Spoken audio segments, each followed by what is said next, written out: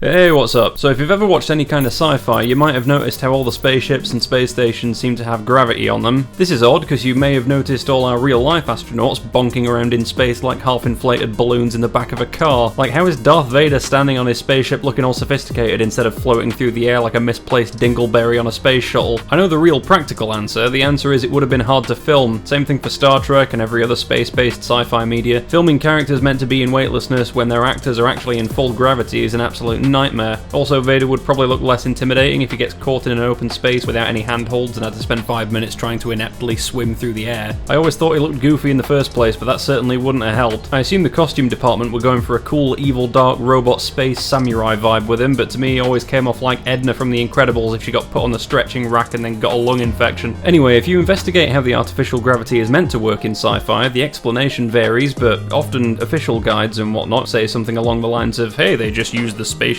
artificial gravity generator. Now that explanation may be satisfactory to the everyman, but to me and all my fellow based space chads in the audience, that isn't good enough because we're smart enough to know that artificial gravity generators don't fucking exist. If you want to experience the sensation of gravity on a spaceship, you can do one of two things. One, you can make your spaceship the mass of a planet. There are some minor engineering challenges with that, so we're going to go ahead and skip over it, which leaves us with method 2, acceleration. All realistic artificial gravity systems that don't require a planet's worth of shit to be piled in one place are based on continuous acceleration. But there's two ways of providing continuous acceleration. You can do it linearly, or you can do it rotationally. This is going to be a 2-part episode, so stick around until next week if you want to figure out rotational gravity, but for now, let's talk about the linear shit. Also, while I'm at it, I'm going to throw one of these in here. Sorry to interrupt, this is just a quick message to say, statistically speaking, you're probably not subscribed, so I'll make you a deal. Press the subscribe button and I won't come over to your house and do this.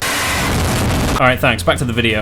Alright, so linear acceleration is the force you get from speeding up continuously in a straight line. If you've ever driven a car, stood on the accelerator and pinned yourself against the seat, that's the force created by linear acceleration. We can do this in space too. I mean, we do it in space all the time whenever we accelerate. If you want to move in space, you're probably going to activate your main thrusters and point in the direction you want to increase your velocity. When you do that, everything inside the ship has inertia and wants to stay where it is. You only move with the ship because the ship presses against you and pushes you with it. This force is perceptually identical to gravity, as in, if there was a room with no windows on Earth, which has regular Earth gravity, and there was another identical windowless room on a spaceship which had its engines on and it was accelerating upwards at the same rate that the Earth's gravity accelerates things downwards, which is about 10 meters per second. If you were, I don't know, roofied or whatever and woke up in one of these rooms surrounded by lab equipment, you literally couldn't tell which room you're in. Like, hypothetically, there isn't even an experiment you could do to check which situation you're in, because every experiment you could do to check, whether it's dropping weights or reflecting lasers around or whatever, would all give the same results regardless of which of the two situations you're in. I can already sense some pedantic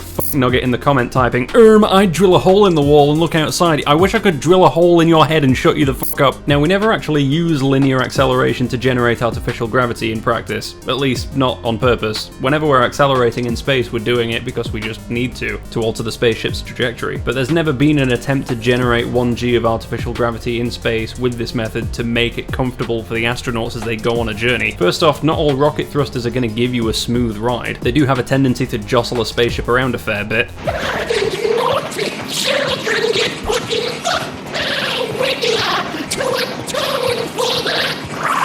So it's not going to be this perfectly smooth upwards force like things are on Earth. Also, it's not necessarily easy to throttle the engines to exactly 1g of acceleration, especially considering you use up propellant as you accelerate, because that mass is what you're throwing out of the thruster in order to move you. So the fact the overall mass of the spacecraft drops over time means you need to continuously lower the thrust of the engine to stop the acceleration of the spacecraft from increasing over time. Anyway, these two things are engineering problems. They're not unsolvable, but what definitely is unsolvable is the efficiency problem. Rocket engines are not that efficient. They do not burn for a huge amount of time before they're out of fuel. Upper stages tend to be built with more efficient lower thrust engines than their lower stage counterparts, but regardless of how you slice it, existing rocket technology is not capable of just being left on for extended periods of time. They're nowhere near efficient enough. Rockets run out of propellant insanely quickly, even though the overwhelming majority of a rocket is the fuel. A Saturn V first stage lasts 168 seconds, Falcon 9 first stage lasts 170 seconds, Space Shuttle deorbit burn 2 240 seconds. Falcon 9 second stage, 376 seconds. The longest one I could find was the Space Shuttle main engines, which were 513 seconds. These are not extraordinarily long amounts of time. Some small probes can get up into the tens of minutes worth of burn time. Juno's orbital insertion into the Jupiter planetary system back in 2016 lasted 2,102 seconds. But that's just for something probe-sized, and while it's easy to think that humanity just isn't trying hard enough when it comes to making rockets more efficient, we are not slacking off in terms of making these engines as good as they can possibly be. In a lot of cases, we are already basically pressing up against the limits of what's physically possible with existing propulsion methods. If you liken it to planes, back in the early 20th century, humans were just figuring out flight, and we were using propellers to provide thrust to push the planes through the air. But by the time of World War II, humans were building the first turbojet engines, and even though that technology was available, and hypothetically it's better than propellers, military planes kept using propellers even though this monumental conflict would determine the fate of the world. You'd think they'd use the most advanced stuff, but most nations primarily use those propeller-driven aircraft because even though hypothetically superior technology was available, propellers had already been so thoroughly worked out and optimized that they were actually still better in practice. Modern rocket technology is similar to those propeller planes in some ways. We've mostly optimized the technology, and though we can squeak out some gains in efficiency here and there, we're pretty near the limit of what's possible, and yet we're nowhere near being able to build rockets efficient enough to be able to use linear acceleration as a form of artificial gravity. For that, we're going to need some insane quantum leap to some different kind of technology, and honestly, a technological leap that may not even be possible. We're working on ion engines, which are vastly more efficient than conventional chemical rockets, but their thrust output is tiny, so they're mostly good for small probes. Nuclear fusion engines may provide something closer to the efficient, thrust-capable propulsion method that we'd need, but who knows when that'll arrive, and they'll still run out of fuel eventually. Antimatter is the closest thing in the universe to a perfect fuel, but that's so prohibitively difficult to manufacture it's anyone's guess at this point as to whether that will ever become a viable technology. There's a really good fictional example of linear artificial gravity in a TV series called The Expanse. In The Expanse, they use a type of nuclear fusion drive called an Epstein drive. No, not that Epstein. In the show, the Epstein drive is capable of throwing huge ships around at well over 10 Gs of continuous acceleration for days or weeks at a time. The plot is, at some point in the 23rd century, nuclear fusion has been worked out, and it's largely used throughout the solar system to ferry people between the Earth and the Moon and Mars. This kind of thing is definitely pretty realistic, but then this character, a guy called Solomon Epstein, decides to spend the weekend fannying about with a spaceship that he bought. The details of what he did to his ship aren't given exactly, but it seems like he adds some sort of secondary process to the nuclear fusion drive, potentially like a magnetic coil around the exhaust to increase efficiency or something like that. Whatever he did worked so well that it pins him to his seat and keeps him there, unable to move while the ship accelerates at like 10 Gs, and since his ship is so efficient, he is very, very, very dead by the time the engines finally burn out. This is all part of the backstory of The Expanse, so the major events of the story take place about a century and a half after this, and given we know how hard Epstein's ship burned and how long it burned for, we can guess that Solomon Epstein's corpse is about 7 light years away from the Solar System by the time the series starts. Amusingly, if you pick a direction in space at random and just accelerate towards it, you are very, very, very monumentally unlikely to ever run into any planet or star ever. But if he ever did, that would make a very big mess given the amount of kinetic energy he has. I'm not sure if it would quite crack a planet in half, but it would definitely make the Tsar bomb look like a party popper. Come to think of it, we might need some good regulations about this kind of thing in the future if this technology ever gets good enough, but that's for future people to worry about. Anyway, in the current day of The Expanse's story, since Solomon Epstein kept the schematics to his engine on his fucking iMac or whatever, the design for the Epstein drive gets replicated and perfected and adopted solar system wide, and can make significantly larger ships accelerate even harder than the 10 or 11 Gs that Solomon Epstein was already pulling. Now, this whole scenario offers a really interesting look at what a reality would be like with thruster technology this efficient. The spaceships in The Expanse are built like skyscrapers with the thrusters at the bottom, and since the thrusters are so insanely efficient, they don't need to do our modern day fanning about with sensitive trajectory calculations and shit. Instead of briefly burning the thruster in a specific location to get on a very specific, very fragile trajectory that very slowly drifts you to intersect with where you want to be, they just travel by literally pointing their ship in the direction they want to go and burning there at whatever rate of acceleration they feel physically comfortable doing it at. You can have 1 G of artificial gravity, or maybe only 1/3 of a G if you prefer, as a lot of folks in the show often do, although doing that means it'll take longer to get to your destination, so you just need to weigh that up. Also, you do need to remember to flip around and decelerate for the second half of the journey, otherwise there'll be some awkward breakfast conversation around the continent-sized hole in the floor the next morning. People in the show only start floating around in weightlessness when the engines turn off, at which point they usually put some electromagnetic boots on to be able to stick to the floor and walk around as normal, even if their hair and their coffee and their bodily fluids are still going all over the place. It all makes for a fascinating look at the possibilities of linear acceleration artificial artificial gravity, but of course this is all fiction. I'm fairly certain the real-world physics behind something on the order of Epstein's ship is on the very, very fringes of what might be physically possible with some kind of technologically perfected fusion drive. I've heard the physics calculations on this are kinda semi-plausible if you assume near-perfect efficiency, with all the best versions of fusion working out as perfectly as they possibly could given our current understanding, and on the assumption that we don't encounter any fundamentally insurmountable engineering hurdles at any point. I'm always suspicious of anything remotely near perfect efficiency, but regardless, I wouldn't say it's totally impossible that we may someday, maybe not for a few thousand years, but someday, have transports capable of continuously accelerating at 1g all the way to the moon, for example.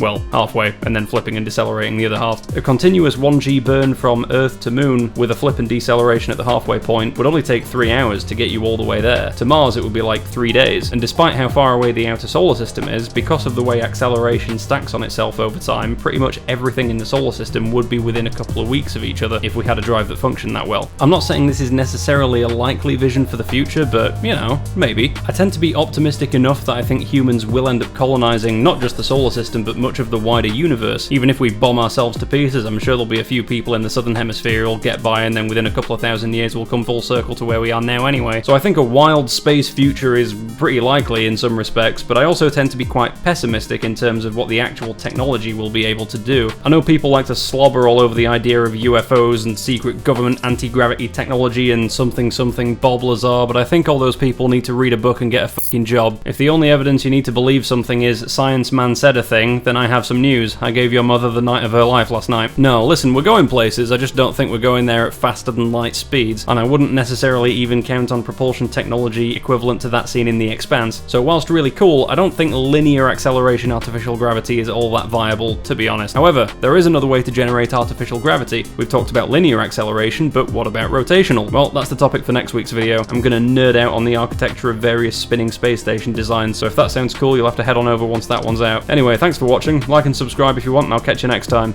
Over and out.